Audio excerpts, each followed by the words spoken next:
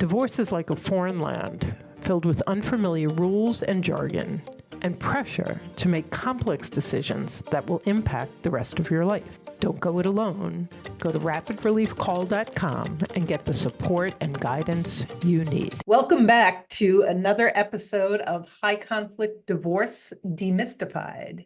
Today we're discussing shifting the dynamic between you and your high conflict spouse or ex. And I'm here today with Dr. Thomas Jordan. Today's episode, we delve into the profound impact family origins have on adult intimate relationships. We'll explore how imprints of our family dynamics shape our approach to love, conflict, and connection, setting the stage for the patterns that unfold in our most intimate bonds. With insights from a seasoned psychologist and love life researcher, we aim to illuminate unseen threads that link our past experiences to our present struggles, providing a road for both understanding and transformation. In this enlightening discussion, we invite you to recognize and learn from the patterns inherited from your family of origin. By examining these influences, we offer strategies to shift the dynamic with your high conflict person and lay the groundwork for healthier future relationships. Whether you're in the midst of your high conflict divorce or seeking to break the cycle of discord in your love life, this episode promises valuable insights and practical advice to navigate the journey toward healing and healthier relational dynamics. With me today, as I said, is Dr. Thomas Jordan, a clinical psychologist, psychoanalyst, and love life researcher based in New York City. He is on the faculty of NYU's Postdoctoral program in psychoanalysis, author of Learn to Love, Guide to Healing Your Disappointing Love Life, and founder of Lovelifelearningcenter.com. This will all be in the show notes. Dr. Jordan specializes in the psychological treatment of disappointing love lives and has been studying them for over 30 years. Welcome, Dr. Jordan. Thank you, Karen. Thank you for inviting me. Well, I'm so excited for this conversation. And before we dive into the many different paths we can take with this conversation, 30 years, disappointing love lives. How did you end up with all of the things one can do is in the world of psychology? How did you end up here? Well, I'm by training and approach to my work, I'm an interpersonal analyst. Not of the Freudian variety, but the American version, believing that interpersonal relationships are a source of healing as well as pathology. So the centerpiece of investigating mental illness and mental health is interpersonal relations, what we take from relationships, how we separate from them. And that's really the core of the understanding. And shifting to the love life area was kind of easy because the love life obviously is a big area of interpersonal relations. That's how I got here. So our audience is very largely in the high conflict divorce. They may be considering it. They may be in the messy middle. They may be post-divorce and struggling with co-parenting with an ex and feeling like not much has changed. And at Journey Beyond Divorce, as we talked about offline, our greatest encouragement is to use the difficulty in divorce to heal and refine oneself. And I feel like you can really bring a depth of information to our audience today. And so for people who can be very self-condemning. I can't believe I ended up with this person. I can't believe I did this. Like, what's wrong with me? Why did I put up with this for decades? Can we start there and just talk about why does one person end up in a relationship like this and another so able to stay clear of it? Well, the first point I like to make to individuals who are suffering from a bad relationship and what to do about it, or in the throes of a divorce, is that A divorce is one of the greatest learning experiences a person can have in their lifetime. And I know, easy to say, but there's a lot to that.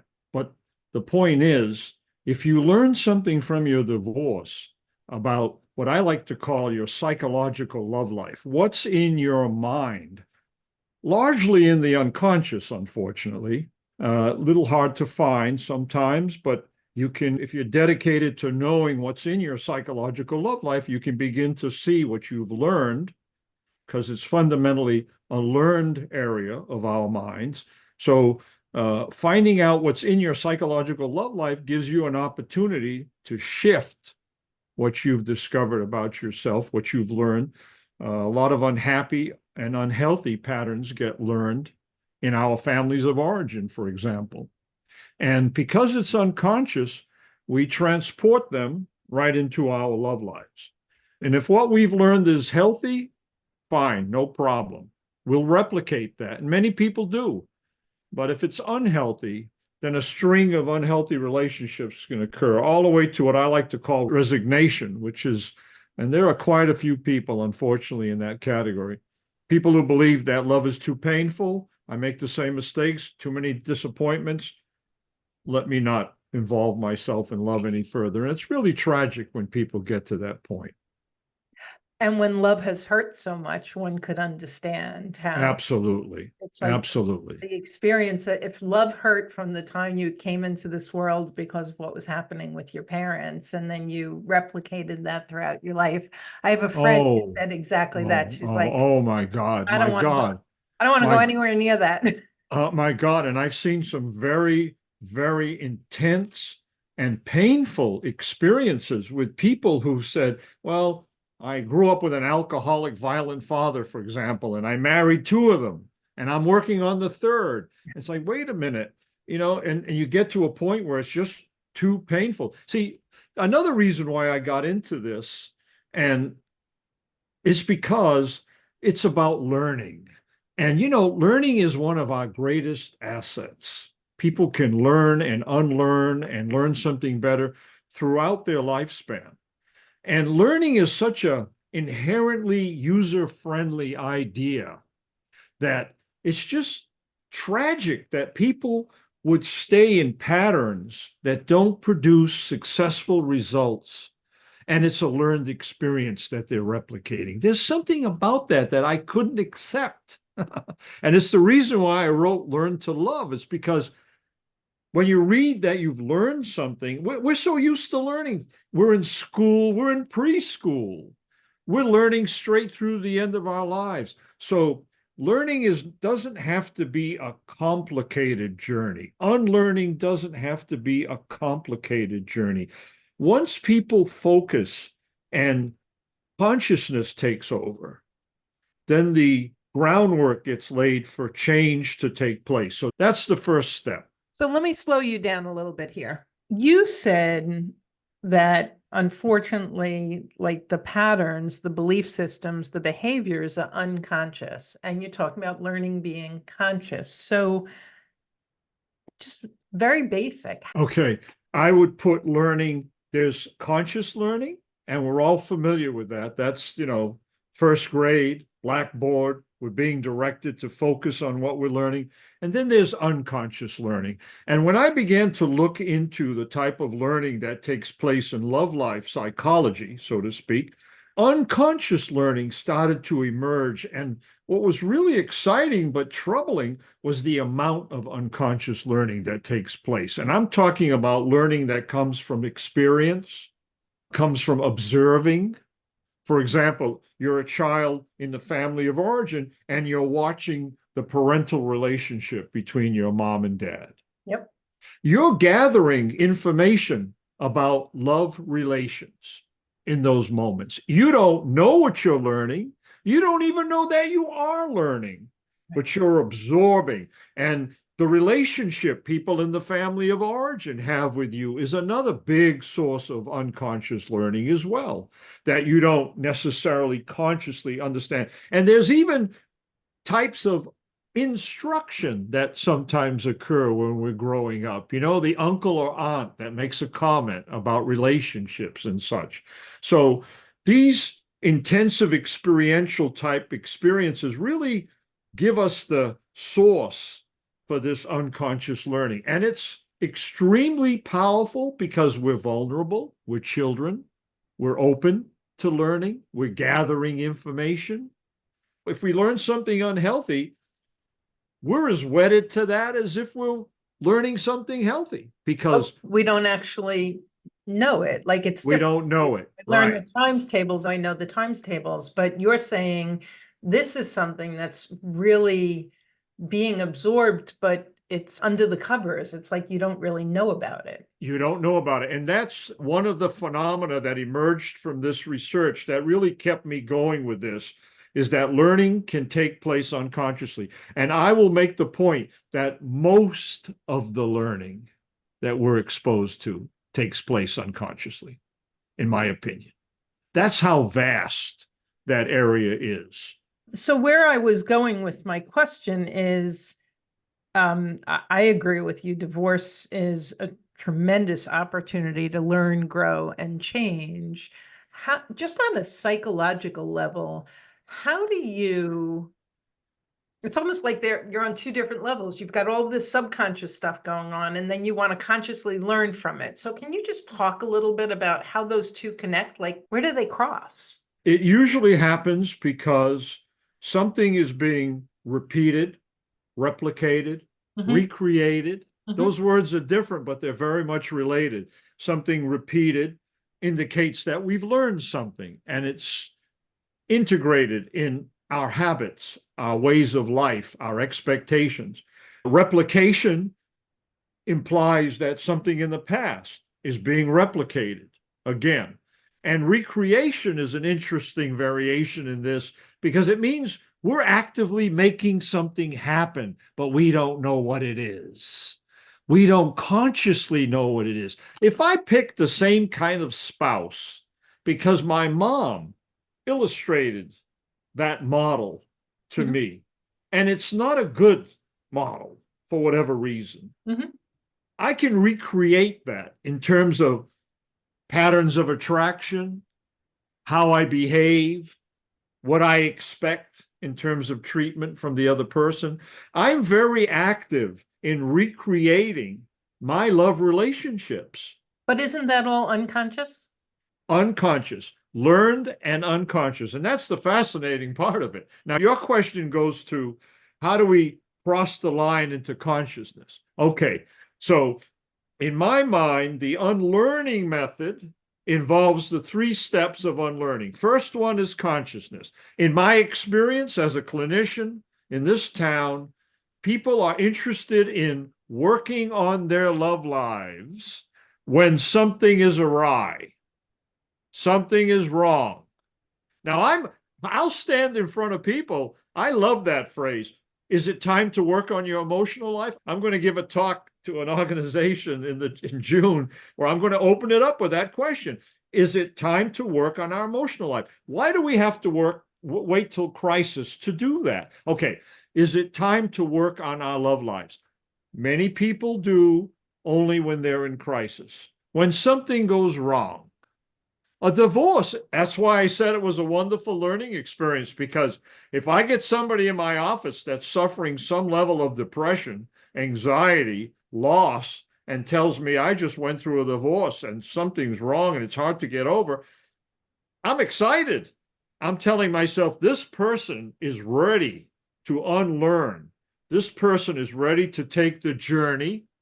That word is a very powerful word that describes your podcast. The journey from repeating, replicating, and recreating to becoming aware of what has been learned and how it's replicating unhealthy relations, love relations in a person's life. So consciousness occurs, in my experience, because something goes wrong. Now, I make the point in the book that two big emotions are not taught in school, yet they have such a powerful effect on everything we do: love and grief. which Oh, I consider the flip side of love. It's not hate, it's grief. If you lose love, you grieve. Hate is a sick emotion. It's in another class. But grief, we don't teach people how to grieve. I teach people how to grieve when they're 50 years old and they come into my practice with clinical depression. right.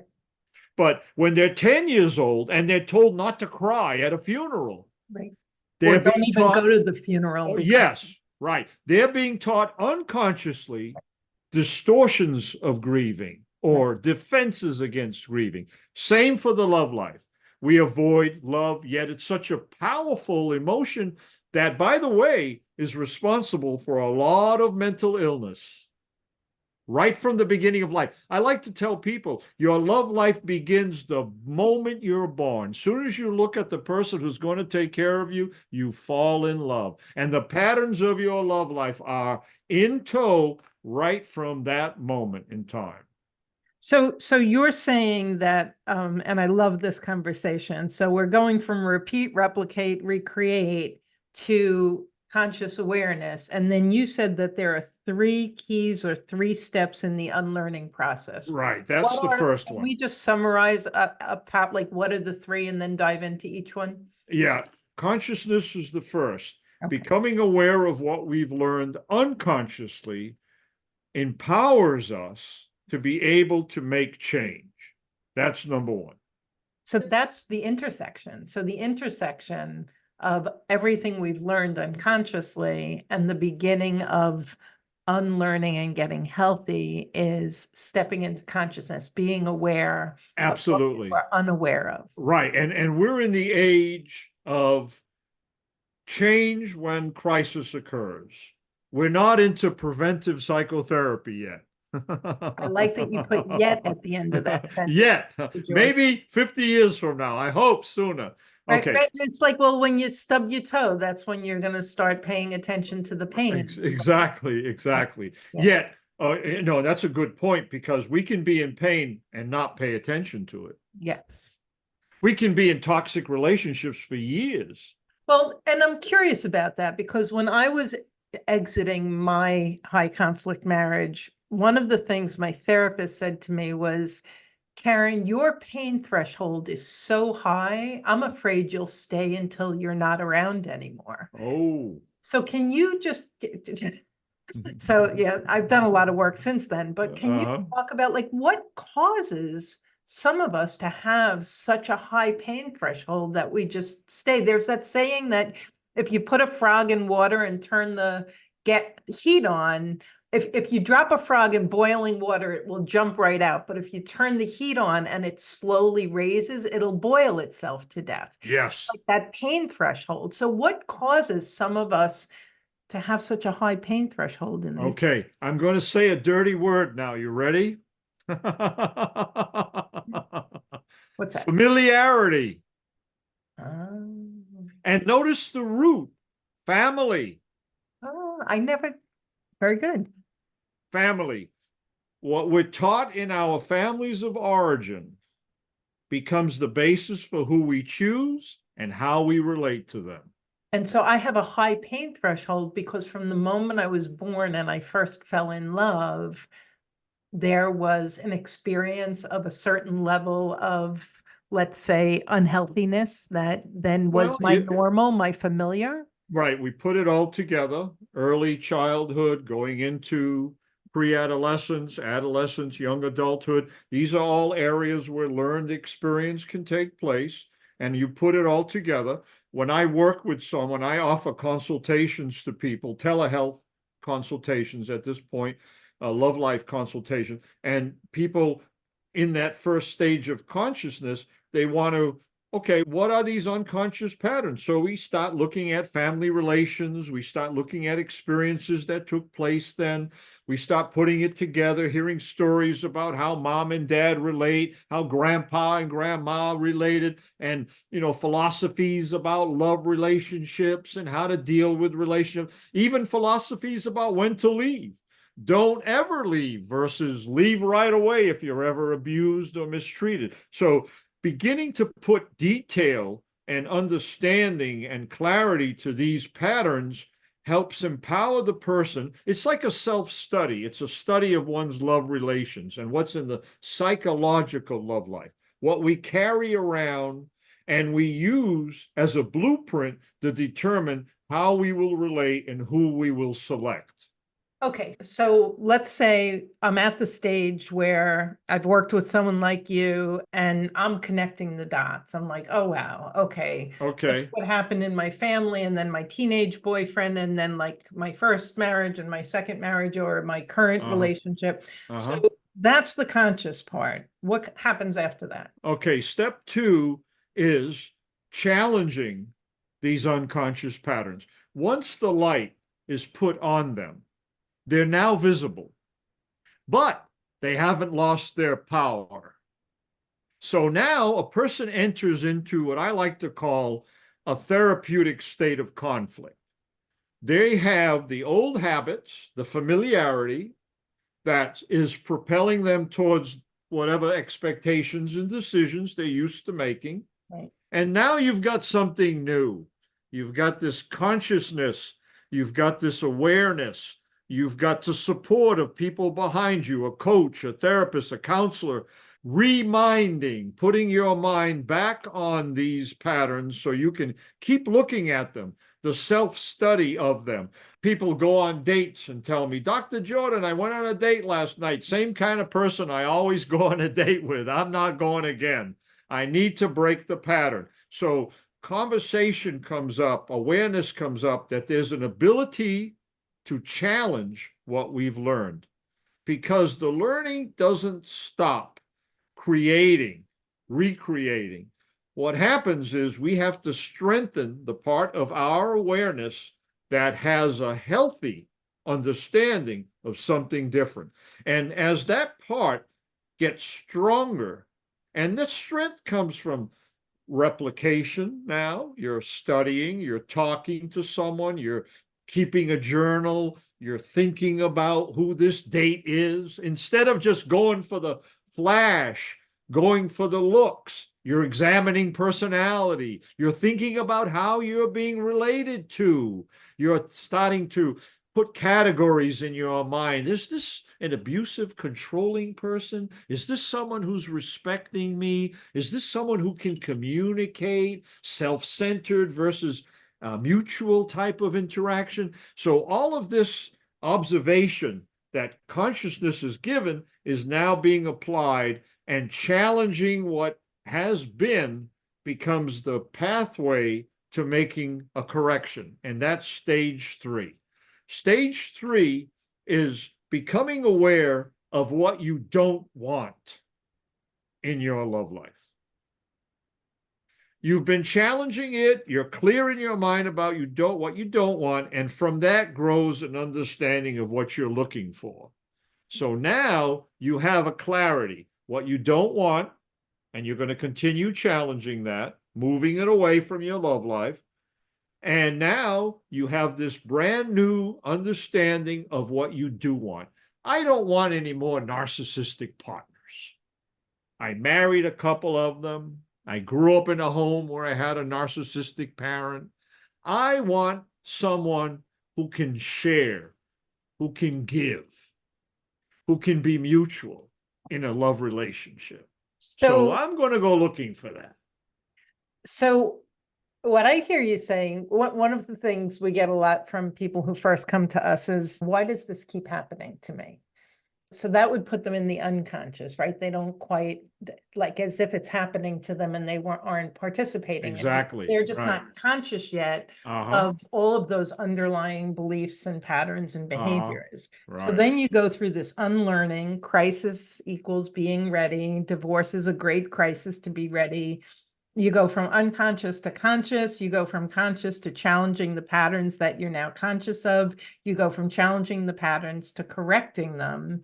And so, you know, people who go out dating, I think that one of the big challenges is that chemistry soulmate thing, which is so often aligned with people with personality disorders, right? Like you're immediately, oh my God, Are you in your conscious mind when you're sitting down with this guy or this gal and they're like attractive, they're sexy, they're funny, they're charismatic?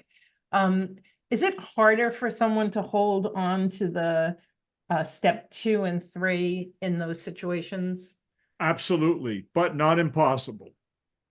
And if you've been through, and I like your choice of words, high conflict, that's painful. Emotional pain is a very powerful reminder that you don't want to do it again and again and again and again. You've looked at it, someone has pointed out there's repetition galore in your love life.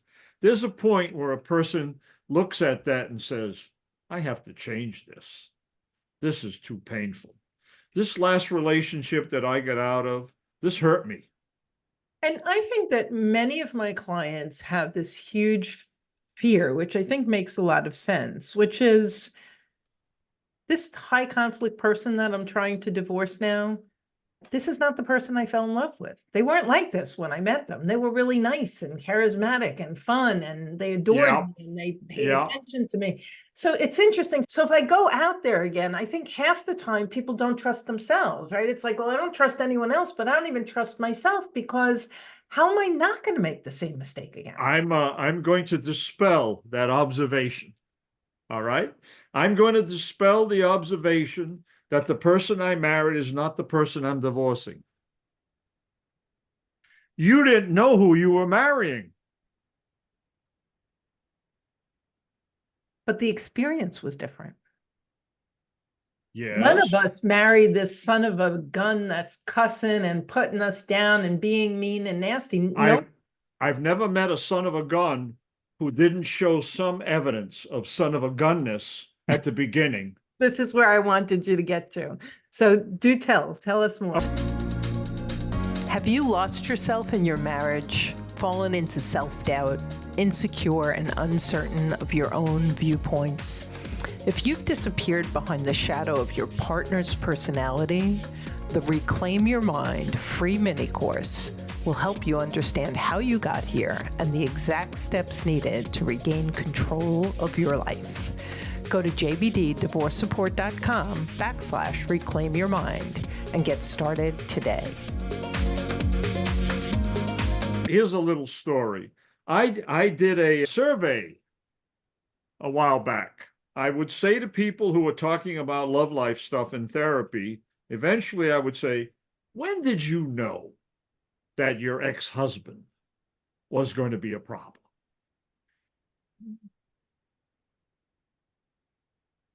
You know, there was that first date. I didn't want to pay attention to that. I discounted that. The guy had such a nice automobile. He had a great house, a great job. I believed I could change him. Some said that. I'm not going to pay attention to that little thing that showed up over there that I don't like. You know how many people said that to me? Many, many, many. Okay, here's an example. One person in my survey said, Dr. Jordan, nothing came up in the first date. So I said, okay, let's play a little. Can you describe your first date to me? Now, she had a pattern of controlling men, very controlling men, which oftentimes gets translated into abuse, as you can imagine, because if the control is frustrated, blah, blah, blah. So she didn't want controlling men. So she had a date. She married this guy. I saw control when she described the date. I'm going to see if you see it. Ready? So she has this date. Summertime, nice restaurant, linen, beautiful, open doors. Everybody is, upper class, middle class, whatever, having fun, great time. She's telling stories. He's telling stories. He's in the middle of a story. She says, excuse me, I have to go to the bathroom. I'll be right back. This is what he says. No, no, no, no, no. Wait. Let me finish this part first. And I said, what? That man wants you to hold your urine? to listen to his story. I didn't like that. She sat back and said, that is kind of peculiar now that I mention it. Who asks you not to go to the bathroom so they can finish their story? A narcissistic, controlling person, perhaps? And that's what he turned out to be. So I say, and it might be controversial, once you become aware of what you don't want, you go looking for it. You apply your intelligence, your ability to discern reality, to look at the details. You're paying attention because it really matters. It matters. And the more we educate that conscious part that wants to make sure that you don't replicate, and recreate the same heartache over and over again, it's a very powerful tool. And you can determine a lot of things very early. And that's the idea. Okay. So I love that. Thank you so much for that. I want to touch on two things. And one is going back to challenging the patterns. So as a coach, we're always giving people some action steps, some baby steps. And so if you were to give our listeners 2 or 3 tips for that second phase, that challenging the pattern so that they become really aware, what would you recommend? Okay, the easiest example would be the unfortunate replication of abuse in relationships. And what's correlated always with abuse is disrespect. So disrespect can have many different forms. So you're in a place where you're mixing with people, you're meeting people, and someone comes up to you, and the way they relate to you has an element of disrespect in it, or somehow disregarding.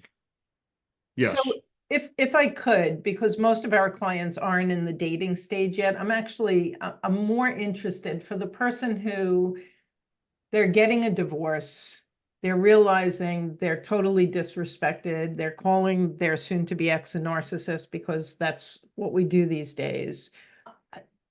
Dr. Jordan, I'm more interested in you guiding our listeners from the why does this keep happening to me to the understanding of their part in the pattern. Because the next thing we're going to talk about that is going to be key for them is shifting the dynamic between them and their high conflict spouse or ex that they're going to have to co-parent with for the rest of their life. So them changing their behavior is vital, regardless of whether or not they find love again, because they're in the stance with this individual that they were married to, that they have all that pain from. What do you recommend?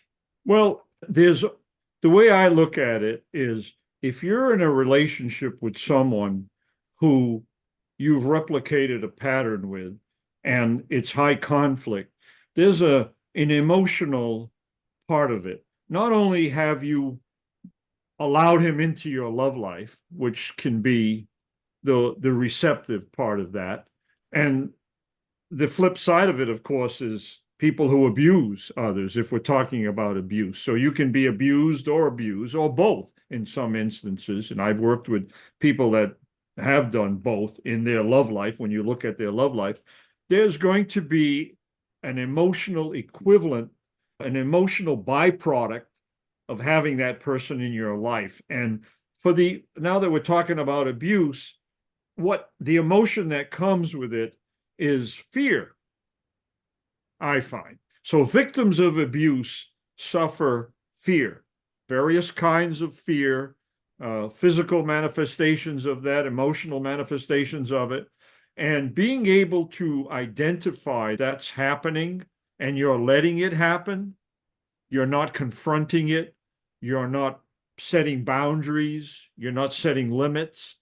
I think that's where the challenge, as you're presenting it, as you're talking about it, would come with a high conflict person.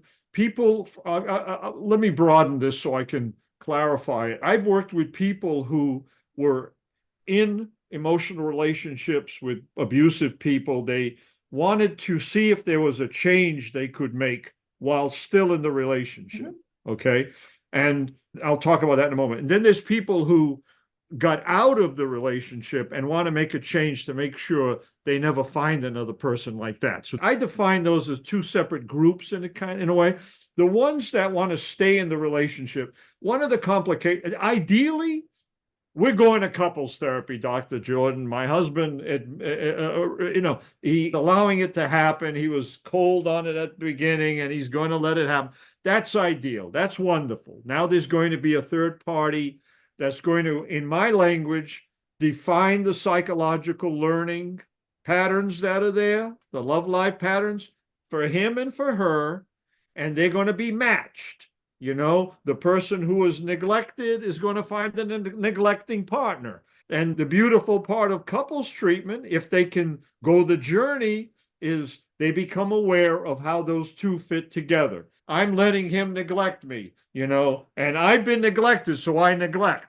So these patterns get clarified, and both partners realize that a change improves their relationship, and they can work together in making that change occur. That's the ideal, in my opinion. Okay. And I'm the individual therapist that, I maximize the benefits from the person that's in therapy, because there's a lot of learning that takes place. Communication gets better, the ability to express one's feelings. So there's a lot of mileage that occurs in individual therapy if my patient is in couples therapy as well. So, okay. So that's the ideal. And then there's one partner wants couples therapy, but the other does not. Nah, that's not for me. I'm not doing that, blah, blah, blah, blah, blah. Change is less likely, but not impossible. Why? Because if you change one person's behavior and experience in a relationship, it tends to have effects on the relationship in total. Something's happened. I've had people in individual therapy where they've made changes in personality and character that changed the relationship. They didn't lose the relationship. They didn't leave the relationship, but they set up boundaries. They set up limitations, which I happen to think is very important when there's unhealthy behavior being recreated in the relationship. So I would say that is a major part of the challenge. Finding out what you don't want and setting up boundary, being able to communicate that to one's partner. I'm not going to stand for this anymore. I'm learning that this is unhealthy. So being able to confront, I worked with a woman a very long time ago who was being abused by her husband repeatedly over time. As her self-esteem got stronger and her understanding of what she was allowing to happen, one day, he came home drunk. She knew what would happen shortly after that. And before it really got going, she got in his face and she said, I finally figured out what kind of person you are. You like to hurt vulnerable people because you won't look at how you've been hurt in your life. And she got in his face, anticipating that he was going to hurt her, as he always does after drinking. He left the house. And they separated 3 weeks later. And I still remember that case. Why? Because she changed the logarithm. She's no longer that vulnerable partner. She got in his face. She put something in his face. And I know, I've worked with abusive men. I know why they abuse. They hurt because they've been hurt. And if they can talk about being hurt in their lives, the probability goes up that they can change how they are abusive in a relationship. But a large number of them won't do that kind of work. It's too painful. Yeah, no, I think you nailed it. And so I'm hearing that, and I so agree with you that the number one skill, once you have the awareness, the number one skill, if you're still in it, and I would say whether you're in it in the marriage or as co-parents afterwards, is learning how to set and uphold healthy boundaries. Like Absolutely. That's your protection. And communicate. And how to communicate. And those two go together. Yep. Uh-huh. So communication and boundaries, guys, are the two skills that are most important for you to work on. And Our audience is both men and women who have been in high conflict or abusive relationships. And so gender aside, setting those boundaries, realizing your part is key. I would love to pivot here, and I know we could go so much deeper, Dr. Jordan, but the dynamic with the high conflict spouse now. So they're either in the messy middle of the divorce or they're post-divorce, but they've got these little people that they brought into the world together. They don't agree on anything. The high conflict spouse is uncooperative, uncollaborative, uncommunicative. Maybe the other spouse is some of that too because of their own wounds. The keys to changing the dynamic. And I'm hearing that. Not easy. Yeah. That's a tough one. Out of the relationship, an ingredient that's very important is the dedication to parenting. That's going to matter. If you've got kids and you're divorced, how seriously you take your parenting is going to be very important. You may have a lot of anger and conflict towards your spouse, who is now the co-parent, but if you're focused on the children's welfare, I tend to believe that it's going to be a little bit easier to reach common ground because you want the kids to have what's best. But then, it falls off after that because unfortunately there are co-parents where one says, now that I'm out of the relationship, you take care of the kids. I'll see them every once in a while for a visit, but I don't really want to be doing any of the hard work. I don't want to be getting my hands dirty. Unfortunately, there are co-parents that will approach it that way. And then, of course, there's tragic cases where people will abandon children after a divorce and leave it to mom or dad, and the other person becomes a single person again without really caring much for what happens for the children, especially if they're a little bit older. So there's a lot of variation there. Talking to a co-parent and resolving conflict. Once again, frank talk, appealing to the co-parent that the welfare of the children is very important, and we have to work together to make that happen.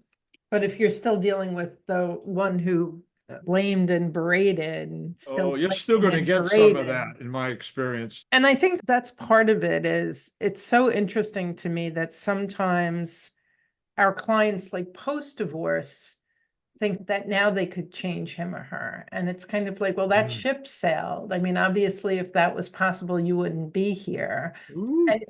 And yet here we are with these beautiful human beings that we've brought into the world. And so let me ask you this. Parent A is committed to kind of swallowing their pride, biting their tongue until it's bloody, doing the right thing for the kids. Parent B isn't. And parent B isn't. Is not. Okay. Right. And, at some point, as we know now, the children are being raised in their own intimate family, right? And they're learning their own stuff. I'm curious if under parent A, there's a healthy household. Let's say the kids are still in grade school or middle school, and parent A is done the consciousness, challenging, correcting, like reasonably become a pretty healthy person. Parent B is still parent B, like whatever their issues were. Can you give our listeners some encouragement about the impact of having the children living under two separate households now? Are there some positive impacts of having one healthy parent doing the right thing by those children? Because I think that's a fear for everybody. Yeah, I think the fact that there's one parent doing what's healthy is very important. I think that it's a wonderful thing that it's there. It would be worse if both parents were not. So that's important. I have a great faith in the individuality of children. I think that it may be a hardship at the beginning because they're being exposed to an unhealthy and it can create conflict. But I think that the individuality of children is a wonderful process, and there's going to be a time when they're mature enough to be able to make judgments of their own. They're going to be able to look at the different lifestyles and see who was a parent and who wasn't. And I know this firsthand because people will tell me now as middle-aged adults how they felt after a divorce in their families. And they will say things like, dad didn't do much parenting. He was half drunk, blah, blah, blah. Or mom was always out and they were babysitters whenever we were there. And she didn't really spend time with us. So they'll make those evaluations in the process of making these corrections and what's going on, what has gone on. So you see the judgments that were formed over time. So that's a good thing. Human beings, and again, refocusing for a moment on the idea of challenging unhealthy habits and familiarities, that's another wonderful asset, that we can actually have a split mind for the purpose of therapeutic conflict, taking a look at something that's unhealthy. We know what's healthy. We have exposure to what's unhealthy. If two things are in a person's mind and one's healthy and one's unhealthy, that doesn't have to be totally a bad thing. It can be a process of confrontation and challenge, knowing within oneself that one's unhealthy and one isn't. It's something that people can grow through and out of over time. So I'm not too freaked out by that, Karen. Yeah, and in between the lines, I'm reading that for all of you parents who feel you need to tell the children what's wrong with the other parent, what Dr. Jordan just said is children come to these conclusions on their own. Oh, yes. And better that they come to the conclusion on their own than you become the parent who badmouthed the other parent. Right. And there's going to be a time when your child is able to acknowledge bad mouthing. Yeah. What is bad mouthing and what effect has it had on me? Yeah. And that's not a good moment for the bad mouther. No, it's not. So I want to ask you if there's any last thoughts or suggestions you would like to leave our listeners with, and then I'd like you to share with them your website and how they can find you and how they can find your book. Yeah. Well, I've been asked that question a lot. And what I tend to say, and I'm going to say it again, is people should work on their love lives and not wait till crisis occurs. Love life is like any other social life, medical life, academic life. It's part of us, and keeping it healthy is very important. And it's something that can evolve and can improve, especially if we're single people, but not exclusively, in relationships as well. So it's not something to just let sit in the corner and say, well, love, I know how to love. Maybe not. Maybe love is something that can mature and change and evolve and get healthier. So I say, work on your love life. And the other thing I want to say is that I hope people begin to incorporate the idea of a psychological love life. That love life is not just dating and meeting people. Love life is not just having a relationship with another person. Love life is, what's the definition I tend to use?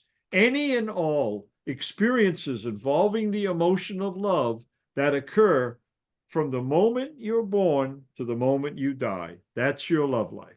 And it's all in here.